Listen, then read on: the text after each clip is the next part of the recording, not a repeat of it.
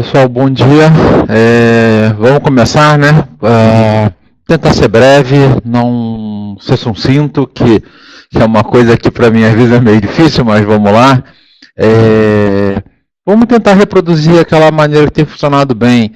Dúvidas, a gente vai respondendo, podem ir fazendo as perguntas, a gente vai respondendo aí ao longo do que vai recebendo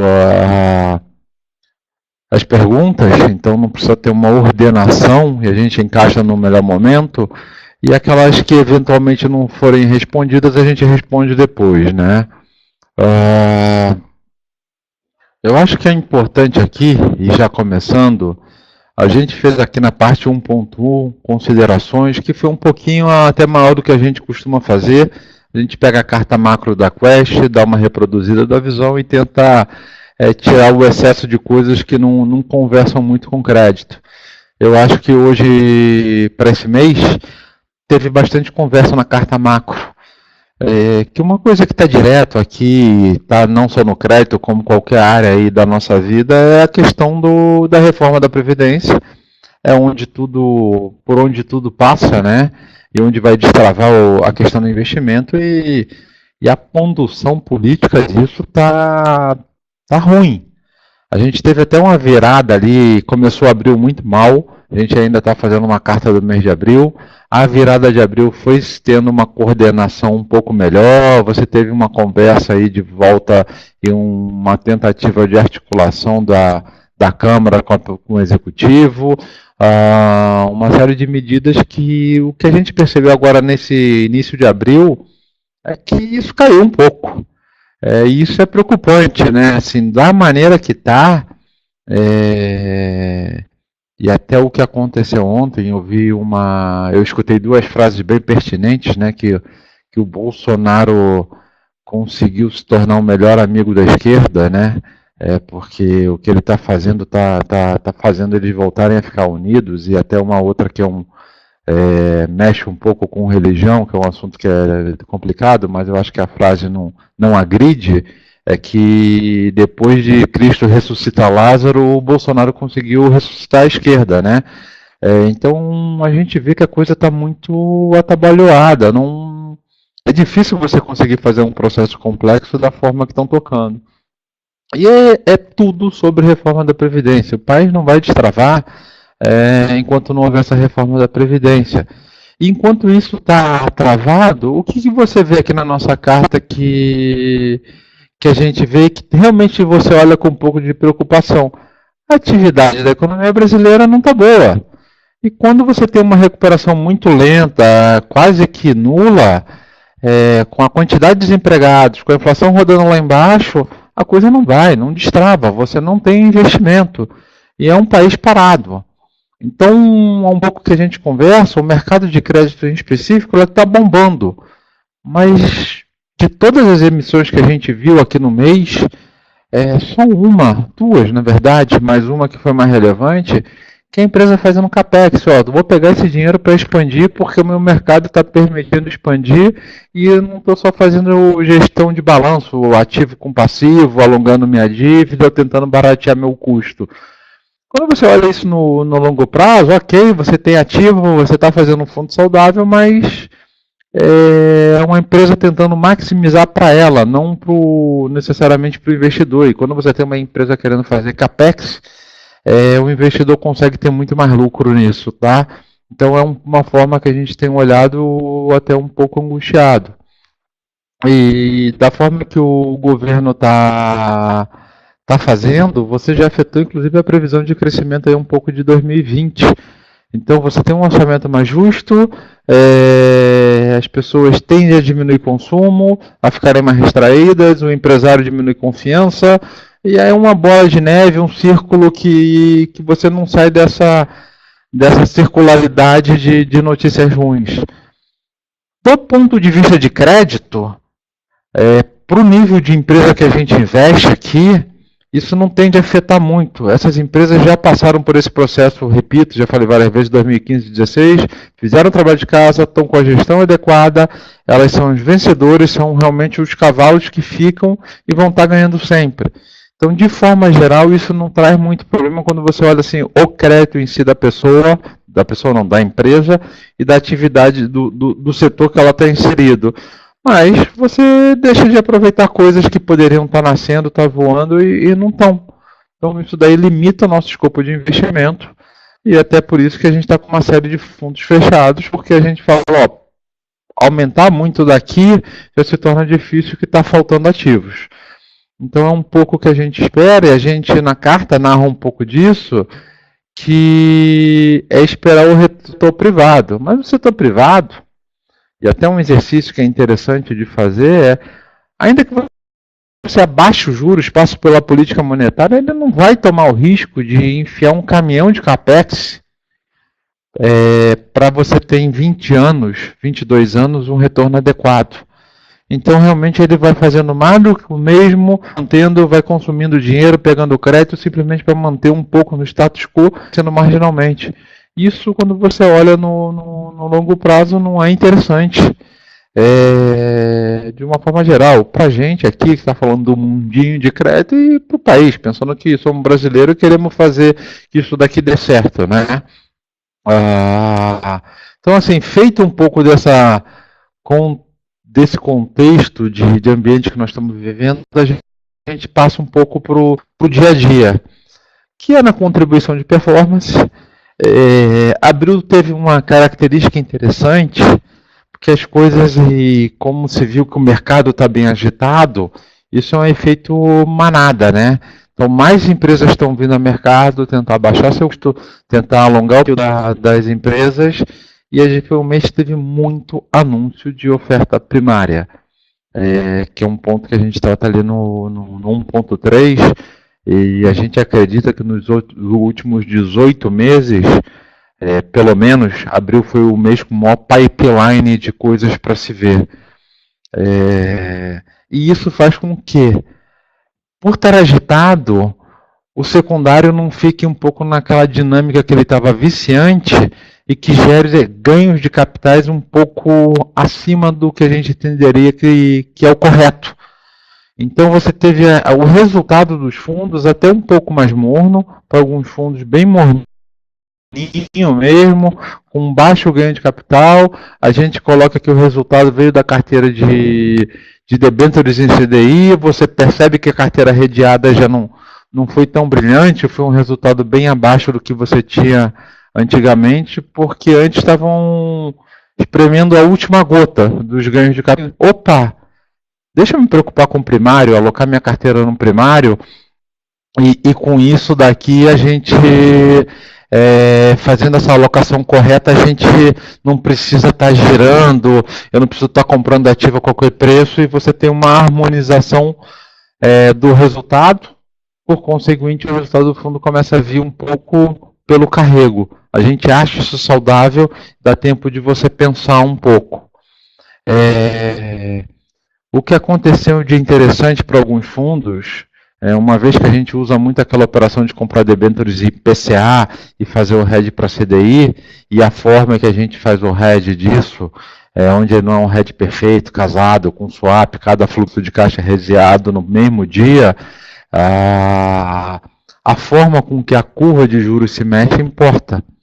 Então a gente teve aqui um pouco que eu trato no segundo parágrafo, principalmente na curva de juros reais, ou juro real, né? Ela teve movimentos diferentes para parte diferente da curva. Então, quando a gente fala parte curta, você pode enxergar entre 1 a 2, 3 anos, a média de 3 a 6 anos, e a longa é a partir de 6 anos. Lembrando que a curva de juros real vai mais ou menos até 2055, você tem ativos com esse vencimento. Então você tem uma curva um pouco mais precisa mais longa do que a curva de pré. E com isso daqui, como a curva inclinou na parte curta, ou seja, o juro real longo curtíssimo ficou muito baixo, e aí aumenta a inclinação, e a gente vai mostrar isso um pouco lá no juro real, e a parte média e longa ela teve um achatamento, ela fletou, ela achatou, quer dizer, ela fechou simplesmente como se fosse um movimento para... Quando a gente fala de inclinação, a curva está inclinando ou ela está até fazendo aqui que é melhor, ela pode fechar e inclinar, né? Até mudando para o lado contrário. A partir do momento que a gente fala achatamento, ela está aqui, ela passa para cá. E a parte longa ela até fez um movimento contrário, ela baixou um pouquinho mais na ponta, não no início dela. Então você tem uma inclinação até para o baixamento. Isso faz com que os heads e os spreads de crédito que você veja no papel mexam um pouquinho e isso afetou um pouco o resultado dos fundos. A gente atribui isso a um resultado muito mais técnico do que o risco de crédito das empresas, tá? Então é um pouco o que aconteceu aqui no comportamento da curva que afeta a carteira de debêntures redeadas e a carteira o fundo de debêntures incentivadas teve um carrego muito grande que a gente está muito colado no IMAB5. Com essa deterioração de cenário, a gente está reduzindo até um pouco do risco do IMAB5, então a gente não teve nenhum grande posicionamento, a gente ganhou dinheiro porque o carrego da inflação, ou seja, a inflação que está contida no mês nos títulos de juro real permitiu que o fundo tivesse um resultado bem acima do CDI. Então isso foi um comportamento geral do resultado. Quem tiver dúvida em algum fundo específico pode ir perguntando e isso caracterizou o resultado aí de abril, e maio vai mais ou menos na mesma toada quando você olhar o resultado fechado de maio, tá? Indo para o item 1.3, o que a gente viu de interessante foram que no mês de maio, nos últimos 18 meses, como a gente falou, foi o maior pipeline. A gente aí enxergou, mas houve mais emissões, 32 ofertas. Muitas delas já tiveram seu processo de anúncio e precificação no mês, algumas ficaram para maio. O que é interessante, muitas com taxas muito baixas, a gente nem participou. O crédito, apesar de ser bom, a gente fala assim, está cortado, não tem sentido nesse nível de taxa a gente colocar no fundo determinado ativo, mas outras que a gente olhou e não participou, o que foi interessante, tem algumas empresas que são recorrentes, elas estão vindo muito ao mercado. O que isso faz? Que tem uma oferta muito grande do ativo. Para até aqui eu vou voltar um pouquinho. O que a gente tem falado ultimamente? Que os preços têm aumentado, o spread de crédito tem baixado, porque você tem uma relação de oferta e demanda, você tem pouco título para muita demanda de título. Isso é um conjunto maior. Mas você pode pegar subconjuntos que, apesar da dinâmica total macro estar assim, quando você olha uma empresa específica, e a gente tem até uma locadora de carro que foi interessante, uma bem conhecida, bem grande, um balanço maravilhoso, em termos de crédito não tem nada, a locadora tem acessado muito. E ela tem forçado muito a barra. Cada vez ela vai e testa limite. E ela testou o limite agora que realmente o mercado falou, deu. Nesse preço eu não vou. Então o que a gente percebeu? Os bancos que estavam com oferta e coordenando a oferta deram garantia firme, ficaram com o pepino na mão. O banco não suporta exercer garantia firme. Isso dá muita briga corporativa e a gente fica feliz porque eles sempre esticam a corda, né? Então, quando isso acontece, dá uma assustada na galera. A palavra é essa mesmo, né? E essa assustada dá uma sinalização para outras empresas que estão olhando o preço daquela oferta, a precificação fala assim, opa, testaram o limite. E isso ocorreu com 2 ou 3 empresas aí no mês de abril, início de maio. Turma testou o limite. E isso está falando que, apesar do mercado ter muito mais demanda, e às vezes a gente aguentar desaforo, para aqueles que estão com muita oferta no mercado, calma aí, não é tão assim não. Você tem que ter um limite de preço. Às vezes alguma empresa de um setor muito novo, que a gente quase não tem carteira, por motivo de diversificação, a gente aguenta uns desaforos, aceita uma taxa mais baixa do que a gente gostaria, mas cabe ainda no fundo para fins de diversificação e outra fonte de resultado. Então essa composição, essa dinâmica a gente viu muito interessante. E outras operações no outro lado, na outra ponta, você teve algumas empresas que acessavam um pouco o mercado, não são tão grandes, mas a gente considera bem adequadas, até de setores novos, que com preços interessantes. Essas ofertas foram um sucesso. A gente cita aqui, a gente levou, a gente não costuma muito falar o nome de empresa, mas eu acho que é um case do que eu falo, que quando é CAPEX, é investimento novo, as coisas ficam melhores. Você teve uma companhia que é um operador de academias, Modo Brasil, acho que o nome aí tá para muita gente já pegou a cola, né? É só você ser um pouquinho smart no buscar o nome que você vai perceber.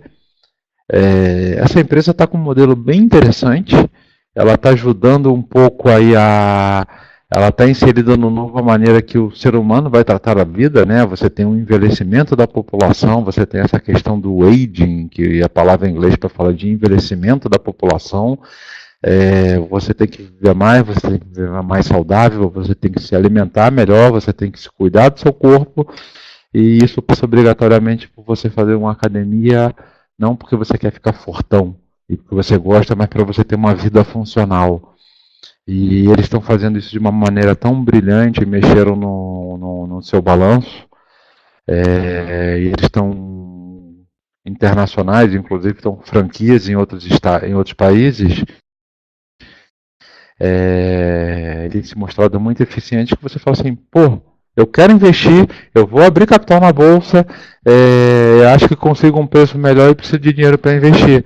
Me dá um prazo mais longo, que aí é o crédito quase que funcionando para fins de estratégias de negócios como equity, porque você tem um prazo mais alongado, você vê uma coisa que você percebe que é bem resiliente a microciclos econômicos, com preço infinitamente acima do que algumas outras ofertas, a exemplo do que eu dei, daquela locadora de veículos. Enquanto aquela locadora de veículos estava saindo com um spread mais ou menos 0,6, 0,7 acima do CDI, esse cara, para a parte mais longa, no mesmo prazo, estava vindo com CDI mais 2,75. Então, na hora que a gente faz uma alocação, a gente fala assim, temos um crédito bom, que dá para carregar em balanço, e esse crédito a gente entende da experiência que tem, que no mercado a gente vai conseguir fazer ganho de capital. Então, isso se torna interessante, e a gente já passou por isso em outros anos da economia, que esse tipo de operação que agrega o resultado mais legal possível, tá? Então, é isso que a gente tenta mostrar, e quando a gente fala, ó, estamos conservador, nós estamos receoso, fechamos o fundo, é para pegar mais ofertas desse tipo e não fazer mais do mesmo só para aumentar patrimônio e aumentar o nosso bônus no final do ano. Não é isso que a gente quer. A gente, antes de mais nada, a gente tem um dever fiduciário, a gente está cuidando da reserva de muita gente, né? A gente muitas vezes tem vidas de trabalho aqui e é isso que a gente se preocupa. Fazer o melhor possível, o mais correto possível dentro do nosso conhecimento. Dito isso, uma coisa mais objetiva, e aí cabe a cada pessoa aí ver como vai ficar o melhor, pode acompanhar até o final, ou dado o fundo a gente sinta-se à vontade para sair da conferência, né? Os dois principais fundos, e ali onde ditam os principais resultados da casa, são o LUT e o Altro. Então, começando pelo LUT, e eu vou aumentar aqui um pouquinho para facilitar a visualização, e só um segundinho aqui, gente, e para ser bem direto, mês morno, muito naquela dinâmica que a gente falou, você vê que para todos os outros meses o ganho de capital aqui era muito maior do que o carrego, esse mês o ganho de capital foi até menor em magnitude do que o carrego, mas mesmo assim houve ganho de capital. Todas as outras carteiras, um comportamento normal relacionado com o seu carrego intrínseco, então o fundo acaba dando o resultado que tem que dar no Master e vem com resultado mais ou menos em linha do que é o nosso benchmark. Ali, lembrando, o benchmark oficial é 101, 103 de CDI. É óbvio que a gente tenta conseguir um pouquinho mais, ir para 104, 105 é saudável, mas você tem que passar em determinados momentos para o que é o benchmark. O nosso trabalho agora não é aumentar o risco do fundo, em termos de risco de crédito das empresas, mas sim pegar parte desse caixa e passar um pouquinho aqui para o mundo de debêntures e dentro dessa carteira de debêntures que nós temos aqui, reciclar para ela ter um carrego um pouco maior, tá? Ela tem um carrego aqui que ela sozinha consiga segurar o fundo ali em termos de 103, 104 do CDI. Fazendo isso, estamos na nossa meta, tá?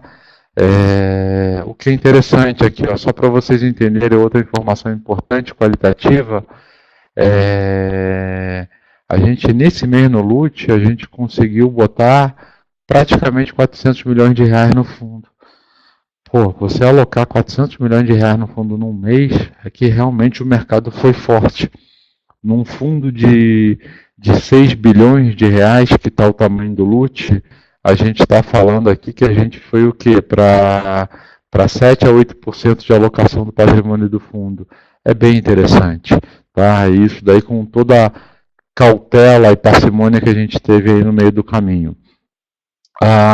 Indo para a página seguinte, e aqui já entrando no outro, e o outro é onde a gente resume todo o resto, né? A gente também alocou no outro aí 97 milhões, quase 10% do PL do fundo.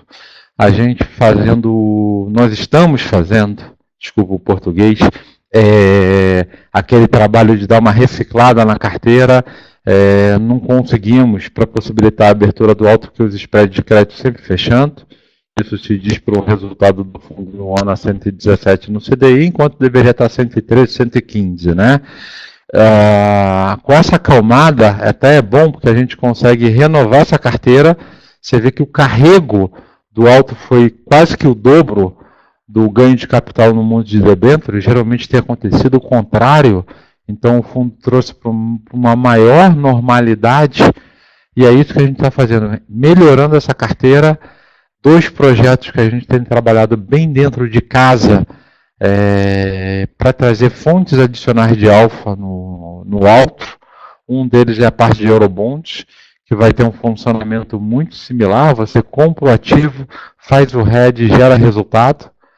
Você vê que também, até aproveitando o gancho, na carteira de debêntures redeadas do Altro, ela já foi para uma carteira que nesse mês teve pouco ganho de capital e mesmo assim ela deu 130 do CDI. Então, quando você olha no ano, é uma carteira que consegue entregar um alfa bem interessante para o risco incorrido, e a mesma coisa que a gente vai fazer no projeto de Eurobonds. Começando inicialmente com empresas brasileiras e depois, com o tempo, com a tecnologia, expandindo para empresas com negócios similares, principalmente na América Latina, né? Eu acho que essas são as principais mensagens do Altro, e é isso que a gente está trabalhando. Carteira de FDIC é interessante, a gente tem conseguido aumentar, são poucas ofertas que vêm ao longo do ano, mas é uma carteira que ela tem um resultado mais ou menos de carrego estável, então a gente conseguiu aumentar um pouco, e aí você traz um resultado, uma fonte de alfa bem interessante para o fundo, que ela permanece por alguns anos até. É isso que a gente tem trabalhado. A gente está aumentando, porque se a gente conseguir trazer, se a gente trouxer uma boa notícia, que é conseguir reabrir o Altro em algum momento desse ano, essa carteira automaticamente ela já vai ser diluída e você volta para uma composição aí até subótimo, né, do que a gente entende de FDIC. Então isso aqui são os principais pontos que a gente passou no LUT e no Altro, tá? Dito isso, gente, eu só estou mexendo aqui um pouquinho porque eu acho que tem pergunta aqui, ou não? Não tô com pergunta não, desculpa.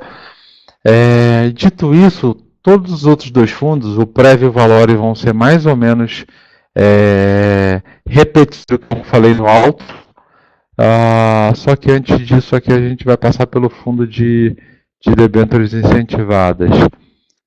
Esse sisteminha aqui, apesar dele ser muito melhor e menos instável do que o anterior que a gente tinha, ele é um pouquinho mais chato de trabalhar. Vamos para o fundo de juro real. E só para vocês visualizarem o que é inclinação em diferentes pontos da curva, olha a curva de juros real que estava no mês de abril, de março, a preta, e de abril em junho. Olha como ela, que a gente chama de aumentar a inclinação. Os pontos baixaram, quando você traça uma vertical aqui, o ponto teve um decréscimo, e aumentando a inclinação é esse ângulo aqui, lembrando da trigonometria, né, da matemática lá, é uma inclinação, ela deu uma aumentada. Isso bate no resultado, essa parte média aqui, a gente, eu errei, isso que a gente chama um pouco de parte média da curva, ela deu uma fletada. Fletada é o melhor vocabulário, mas você vê que ela baixa um pouquinho, ela tende a ficar um pouquinho uma reta, não é perfeito, e a parte longa é que a gente fala com uma fletada com uma inclinação inversa aqui na parte longa, e isso de alguma maneira afeta o nosso head, tá? Então é importante fazer isso. É um fundo onde basicamente o resultado, dado que a gente já falou, foi do carrego de estar atrelado ao IMA B5. Esse resultado de carrego foi o principal contribuidor de retorno do fundo. A gente perdeu um pouquinho no posicionamento relativo, ganha um pouquinho no efeito de crédito, que são os fechamentos do spread de crédito, mas quando soma custos, a perda da curva junto com o efeito de crédito, eles meio que se compensam, e você tem um resultado de 1,1, que quando muita gente, é errado, mas muita gente compara esse fundo contra o CDI, você teve um resultado bem superior ao CDI, e é isso que a gente tem entendido um pouco de operar inflação pura, tá? E é como contribui o resultado do fundo. Indo para os outros fundos que a gente trabalha em ter na casa, o previdenciário. O previdenciário é um fundo que está sendo punido. Eu vou aumentar aqui de novo. E vocês se lembram, a gente fechou ele recentemente. Ele ainda está com excesso de caixa. Eu não consigo remunerar esse excesso de caixa. Então, o resultado final do fundo, isso acaba afetando. A gente tem alocado, tem aproveitado, apesar de ter alocado 113 milhões, quase que 10% do fundo, ainda não é suficiente para fazer essa composição. E o próprio carrego da carteira de debêntures, como a gente estava com muito caixa, a gente está fazendo alocações que é abaixo do ótimo. São ativos que a gente não considera, tem um risco de crédito muito bom, mas não consideramos que a taxa está adequada. Mas como são ativos que têm liquidez forte no secundário, o que a gente tem feito? Coloca aqui o ativo, aloca na debênture, traz um pouco de resultado para pagar os custos do fundo, e ao longo do tempo, quando o fundo está fechado, a gente consegue trazer o resultado adequado. O que nos dá tranquilidade é que a gente está cumprindo o nosso benchmark no ano. Então, por isso que deu um pouco de tempo e legitimidade, né, para trabalhar um pouco essa estratégia e fazer uma maximização do retorno para os nossos cotistas. Eu acho que esse é o principal recado que a gente tem que falar para o fundo de previdência, e para se manter no tempo, aqui que projetado que é de meia hora, o Valore foi em caminho similar. Eu não comentei uma coisa, o Valore é um fundo também que está com excesso de caixa. A gente tem feito uma alocação aí maior de caixa, está trabalhando para fazer isso. Um carrego também que a gente tem trabalhado para melhorar. Uma carteira de debêntures redeadas que, pela sua composição e a forma de fazer hedge, ali naquilo que a gente mostrou da curva, fez com que o resultado fosse um pouco abaixo, e foi o que fez o fundo rodar abaixo do CDI no mês, tá? A gente não entrou nem no detalhe, está escrito na carta que tem coisas que a gente redia, faz o hedge usando o NTNB, outras coisas a gente faz para usar derivativo. Tem os DAPs, que são os derivativos equivalentes a NTNBs, que algumas vezes, por dinâmica de mercado, elas não variam igual. Então, o que é variar igual? Se a curva da B23 aumentou 5 pontos no mês, às vezes o DAP aumentou só 3 ou só 2. Então isso causa um descasamento também no RED, que ao longo de 2 meses tende a se normalizar. Isso é um pouco de oferta e demanda entre papel e derivativo. É uma coisa bem técnica, não vou entrar aqui, mas que gera também um pouco detrai um pouco desse resultado aqui dos fundos. Então, essas são as principais mensagens. Por enquanto não veio dúvida. Eu não sei se eu comi bola aqui em alguma coisa na pilotagem da nossa tela, então se tiver alguma dúvida a gente entra em contato depois. O pipeline de maio também está bem forte, então a gente tem conseguido fazer alocações, e eu acho que aí o resultado que vai aparecer na composição, mais do que resultado, de como a gente está mexendo na carteira dos fundos, vai ser bastante positivo. E está mostrando o seguinte, estamos vendendo coisas que a gente já acha cara e está conseguindo colocar um fundo estruturalmente com maior carrego para aguentar aí o próximo 2 anos, tá? É o que a gente tem trabalhado.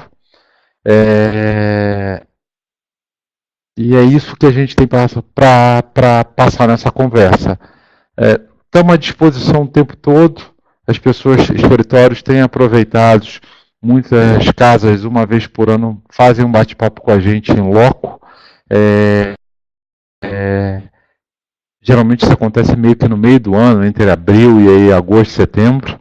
A gente tem conversado, escritórios aí que de repente não tenham conversado, a gente marca a data, vai fazendo essa conversa para ao longo do tempo conseguir passar essa mensagem. Está no YouTube, fica gravado lá.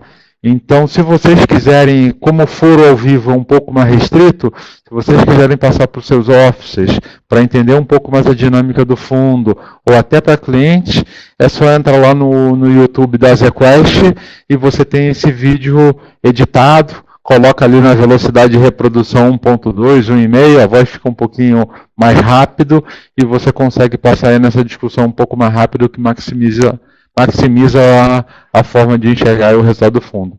Muito obrigado, um ótimo final da semana para vocês e nos vemos no próximo mês. Um abraço.